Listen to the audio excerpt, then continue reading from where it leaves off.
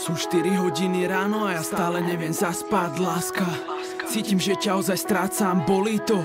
Keď ja som tu a ty si preč, vravela si mi stále, že nikdy už neodídeš. Rozmýšľam stále, kde si, s kým si a že čo robíš. Chcem ťa mať pri sebe, už nechcem byť slobodný. Slzy mi tečú po tvári, ostali mi len spomienky. Naše prvé rande, toľko zmenilo sa odtedy. Povedz mi, prečo po tom všetkom odchádzaš, rozpadá sa na vzťah a ja som tu ostal sám. Vidím ťa vo snoch, vodne všade, kde sa pozriem, tak neodchádzaj preč.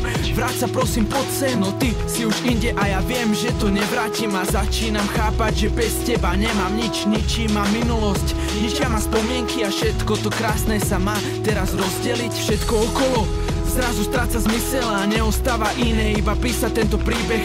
Držím v ruke mobil a chcem ti opäť zavolať, no na čo keď o mne nestojíš, nedvíhneš, obracia sa na Boha.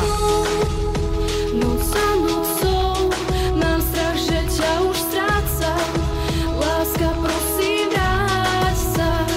Kráčam tmou, už si zmizol.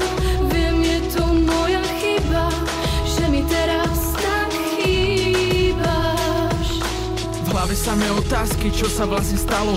Prebdené noci, kedy len čakáš na ráno a Pán Boh, ak si vráť mi ju naspäť, alebo nie, ani sám neviem vlastne. A čo ma vlastne k tebe ťahá, keď môžem mať lepšiu, krajšiu.